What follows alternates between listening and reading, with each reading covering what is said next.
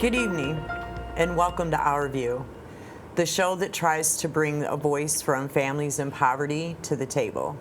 Joining me today is Kayla Johnson, our administrative assistant / workforce work experience front desk trainer. Yeah. It's a mouthful. It's a mouthful. Yeah. And Dylan Rank, our lead case manager for males in training. Thanks for joining me today. So I want to start out just for folks who don't fully understand co-op, what co-op is. So the heart of what we are is a network, which does what, Kayla? The network supports itself and each other. So co-op has all of these wonderful programs, but without the women taking care of each other and eventually the men doing the same by supporting one another, lifting each other up. Maybe this mama has a washer and dryer, this mama does not. Maybe this mama has a car, and so on and so forth. Networking throughout co-op is what keeps it alive and well. So it's like sharing time, talent, resources. Yeah. And that's expected of every member in the network. It's part of the requirement. Yes. And then, Dylan, there are some supported programs that people in training in the network can access, like the Member Needs Fund in the store. Can you talk a little bit about that? So yeah, we have a store that we open up with our monthly mandatory meeting.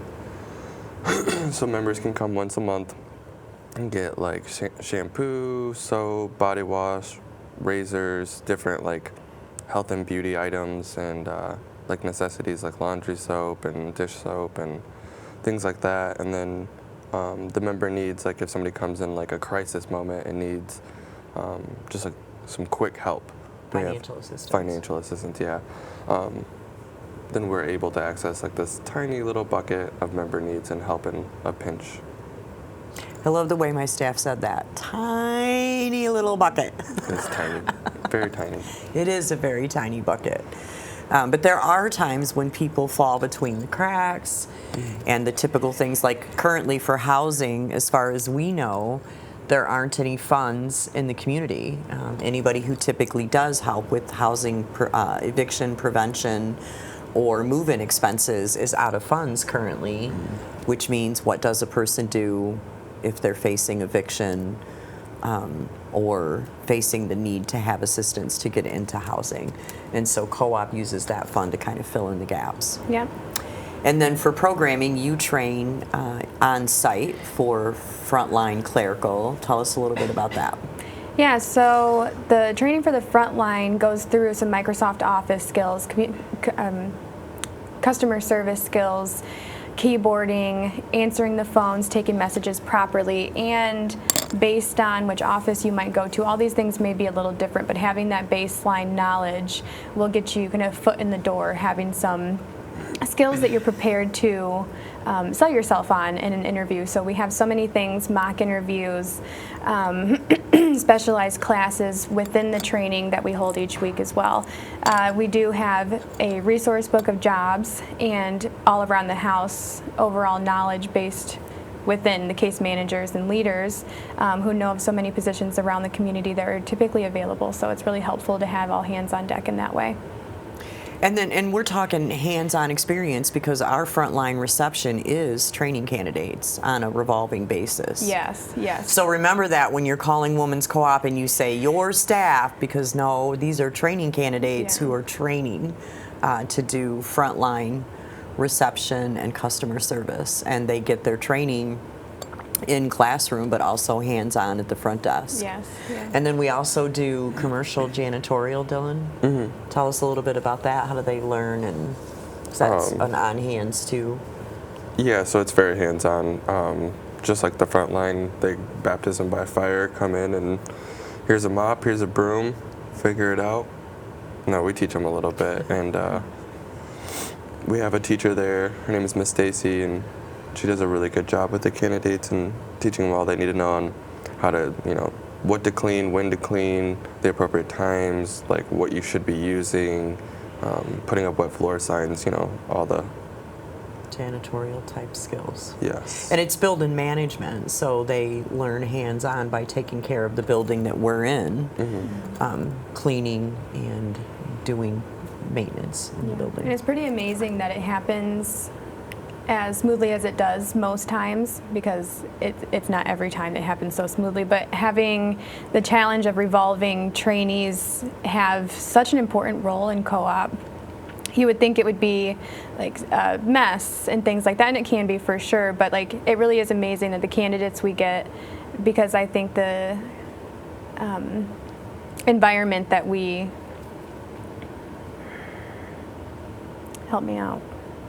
That we create. Thank and you. have Because of the there. environment, it kind of just opens them up a little bit more to be more receptive to what they're learning and being told, and they're able to kind of move that along really, really well with us. And I think the other thing that I like is that you're not going from like a classroom setting to employment. It's like, well, you said baptism by fire, but you were kidding, but it sort of kind of is.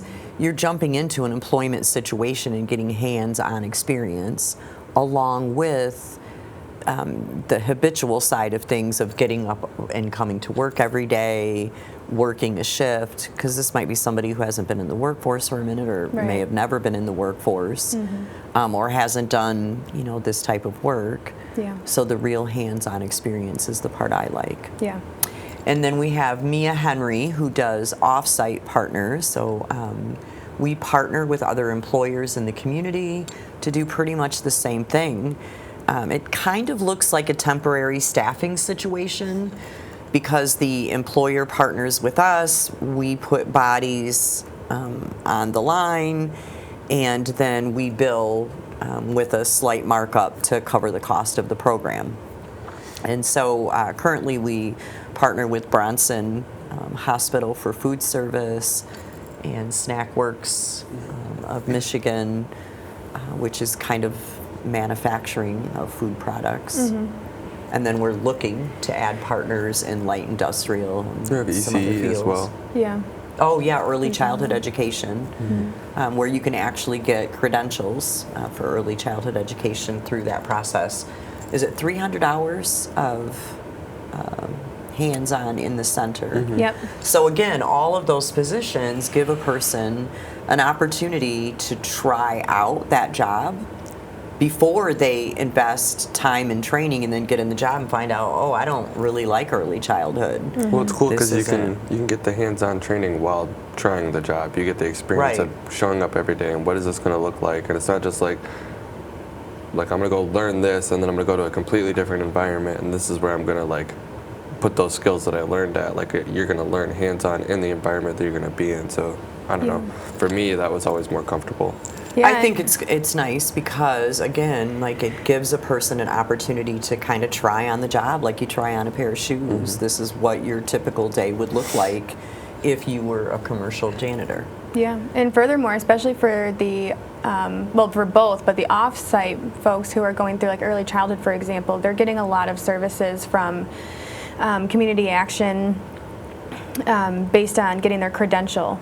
So like I know they have so many different ways that they work with our participants as well, and then we're on the other side working through barriers and financial needs and things like that as well. So it's like this huge wraparound hug that's happening.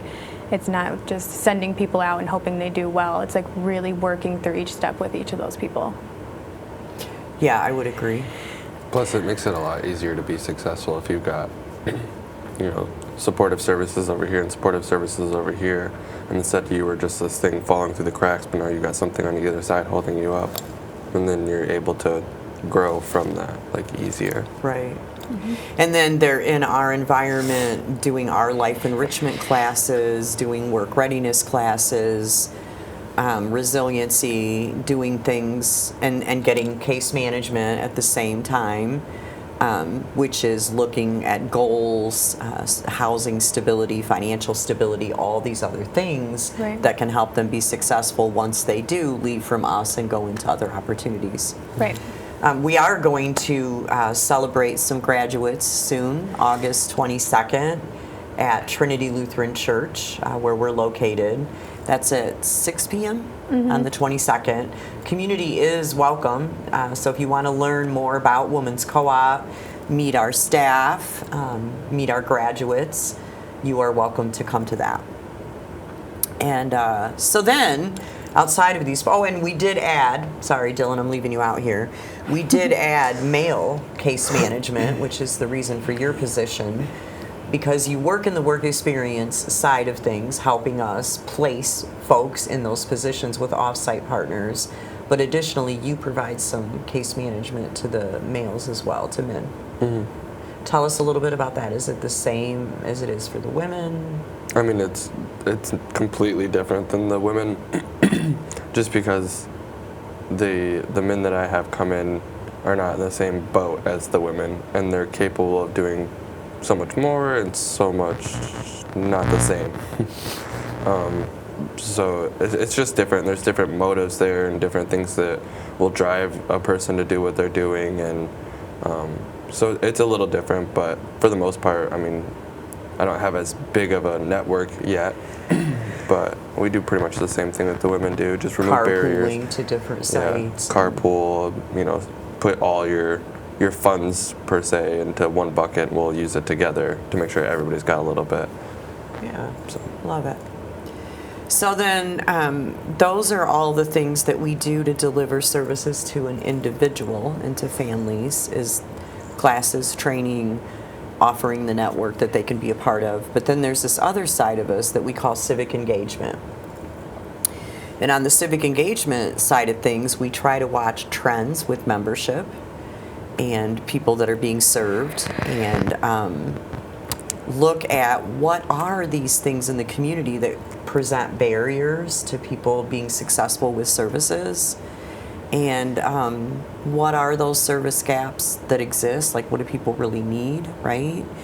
And so as part of that civic engagement, you and I, Kayla, did a film. How many years has it been now? 3? I think we put it in 2020. So it's been 4 years. Wow, 4 years. So we did it, and you were our cameraman occasionally. So 4 years ago, we did a film called Poverty in the Creek, where we just asked 5 simple questions of different leaders and residents about what does poverty look like for you, and what do you think about these 5 different questions. I thought that it was a hugely successful project. We've used the film over the years with different partners, and tried to share it widely in the community. Unfortunately, folks, when we did launch the movie, the documentary, listen to me, I'm like a producer now. Yeah. Movie. It is. So it was just a little documentary, but when we did launch that in the community, it was during the pandemic, and everybody was sheltering in place and staying 6 to 12 feet apart. So we weren't really able to show that as widely as we wanted to. But if you go to our website or our on Access Vision YouTube site, the film is on there, and you can literally, if you Google Poverty in Battle Creek, it will pop up, and you can see that first documentary. But we are wanting to do a second one, and we want to talk about that today. So why this project? Why do we care about putting this film out there? Yeah, it's amazing because even for someone like me, because I have a piece in that film, and we've grown a lot from it, but it's just so awakening, because I feel like some folks don't even know about poverty or what that even actually means, and then some people have a very strong opinion about poverty and what it is, and then that being like it's easy, like you're lazy, pull yourself up by your bootstraps, all of those sayings, and then others have a very open mind to it, like, oh my gosh, like, could you imagine going through to get to this place? So there's all these different conversations to be had around it, and opinions and understanding. So I think, like, once you get people who are working with people in Alice poverty populations, and then you have people who are living that life every single day, who have lived that life every single day of their lives, people who have come out, once you get all of these different conversations in one place, it's almost indisputable. it's there. You can't ignore it. It's really important. It's important to me. I think for me, the project is important because, like you said, there are lots of different opinions about it. But I think that when you look at the fact that wealth gives the money and middle class delivers the services and then poverty receives the services, and we're all living by a different set of survival rules in those economic classes, it makes it very difficult for wealth to give the money to the right thing, for middle class to deliver the services in the right way, and for families in poverty to get the most out of it. And I think that you're right. We need to get to that place where it is indisputable what the facts are here. Although there are, lots of gray areas, there are these things that are just indisputable. And if we could get to those conversations and how we solve those issues, the resources that we put in this community towards families of poverty and upward mobility could change drastically. Yeah, I agree. Like, we've seen that, right? Yeah. I think one of the things that's frustrating to me is because we are so relational in the network, we know our families very well, they're very open to us, and it's saddening sometimes to hear the way that systems get taken advantage of. Rents get paid that don't really need to get paid just because they qualified, they heard about it and they went down there. Or when utility money turns on, it's almost built into the budget that, well, in October I don't have to pay because so-and-so will have money and I can take my bill there when it's in shut-off status. Just the mentality around that and the wastefulness it seems to the resources, and then access and opportunity, right? So we meet those folks that fall between the cracks, but we also meet those people that just never really successfully get connected because everything is so fragmented.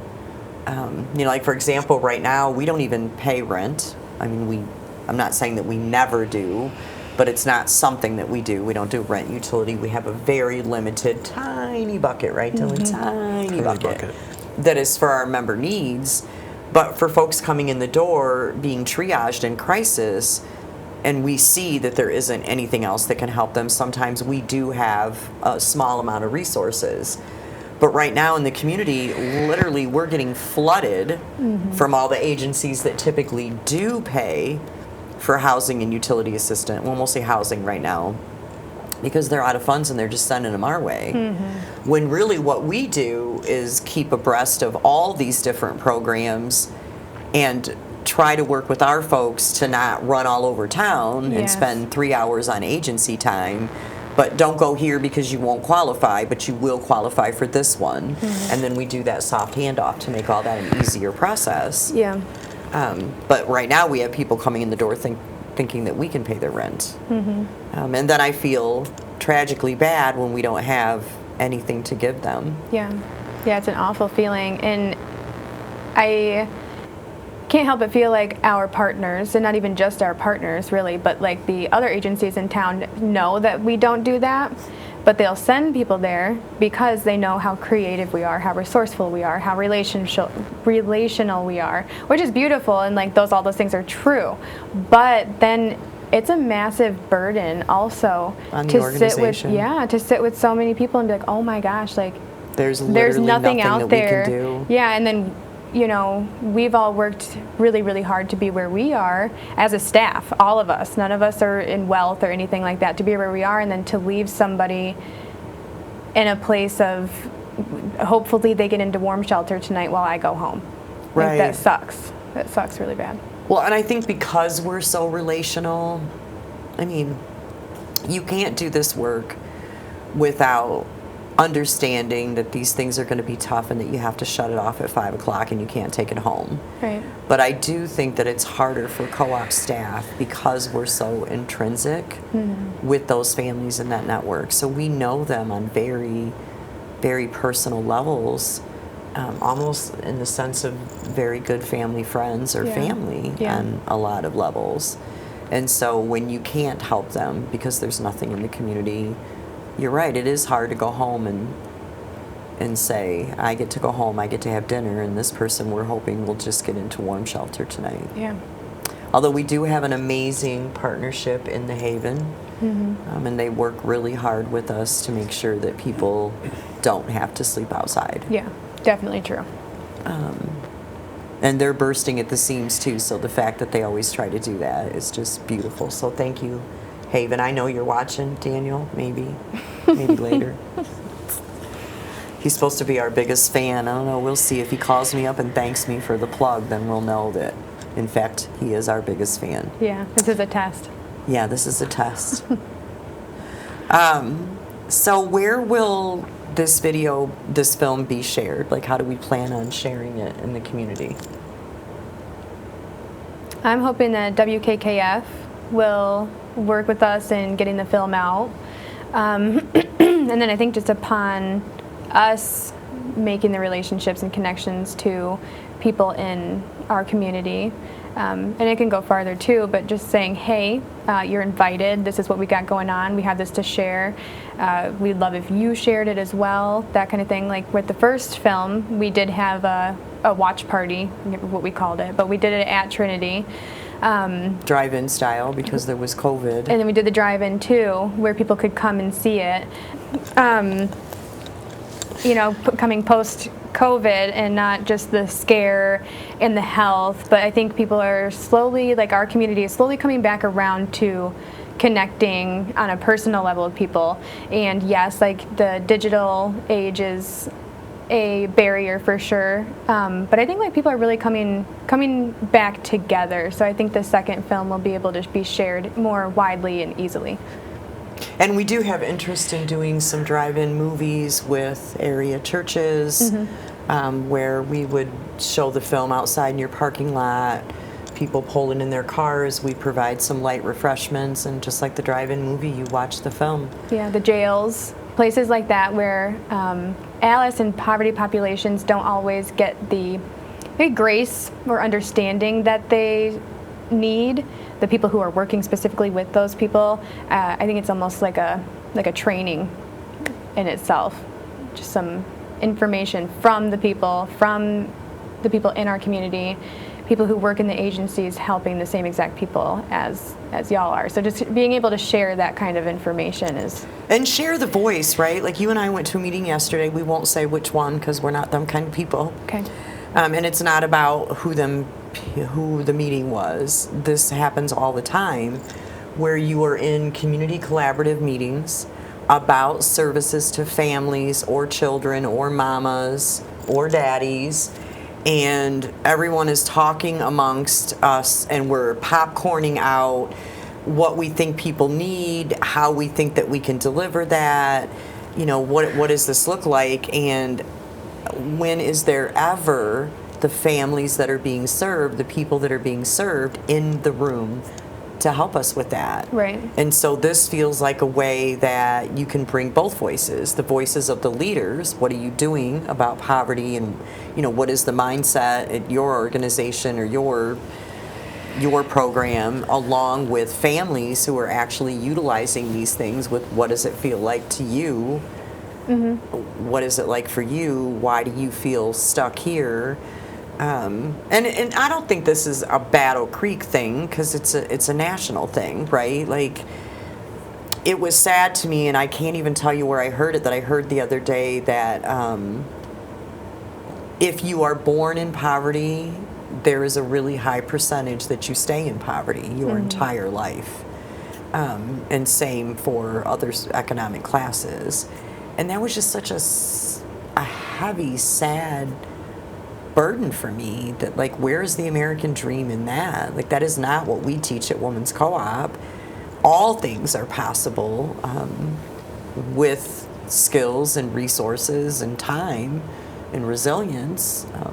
You too can find upward mobility. And I, as a resident of Battle Creek, would like to believe that's possible here.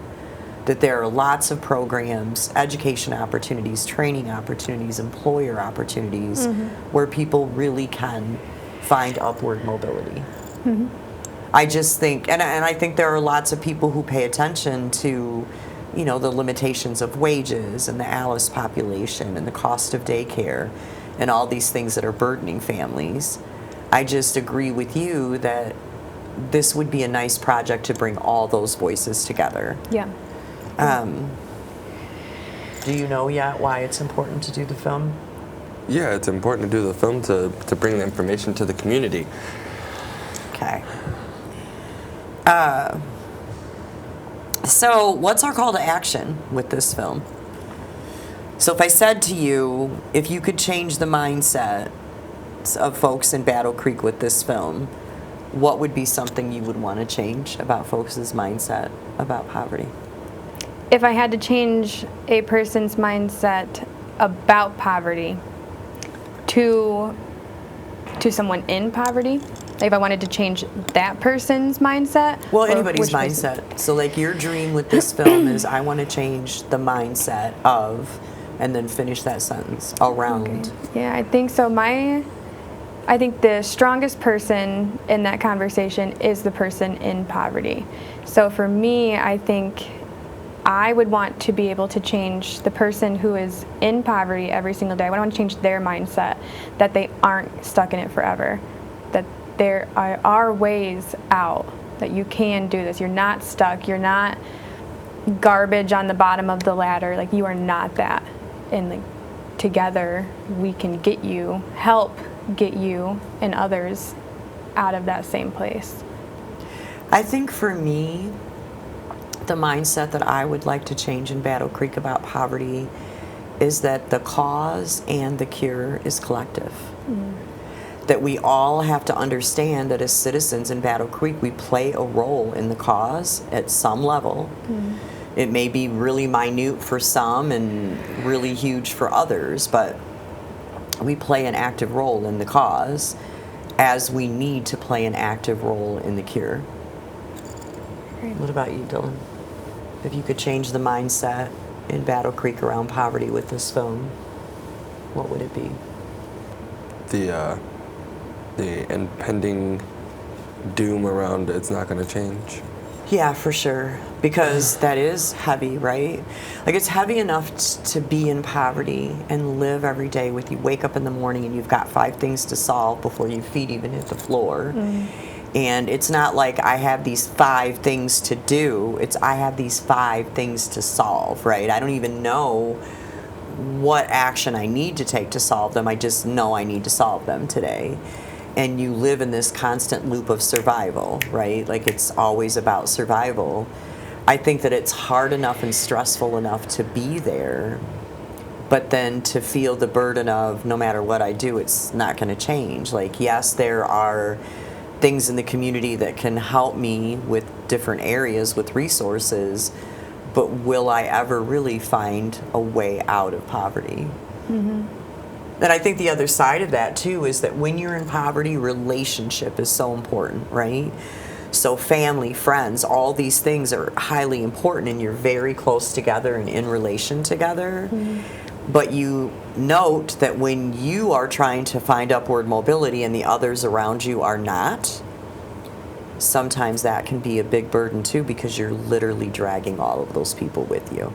I agree, and it feels like such a battle. Like, when just breaking it down easily enough, like when you tell, if you've ever been told, like, you're stupid, you're dumb, you'll never, all those things, like, you'll believe those, and trying to dig that, it's almost like a spirit of poverty at that point, like it lives inside. Even for some who do make it out of like the physical area or housing of poverty, it's something that almost gets into like your blood, and something that's like a constant fight. But also living in it, housing-wise, transportation-wise, just makes it like a million times harder. Then you're fighting the world and your mind and others, and it's just it's really, really nasty, sad place. It is. Yeah. So that's why we have the Women's Co-op, and we serve families in poverty every day, Monday through Thursday, from 8:30 to 4:30 at Trinity Lutheran Church, located next to Georgetown Apartments at 2055 East Columbia Avenue. You can find us there. So if you want to talk about the cause or be a part of the cure, join us. Yeah. And we'll see you next time. Good night, everybody.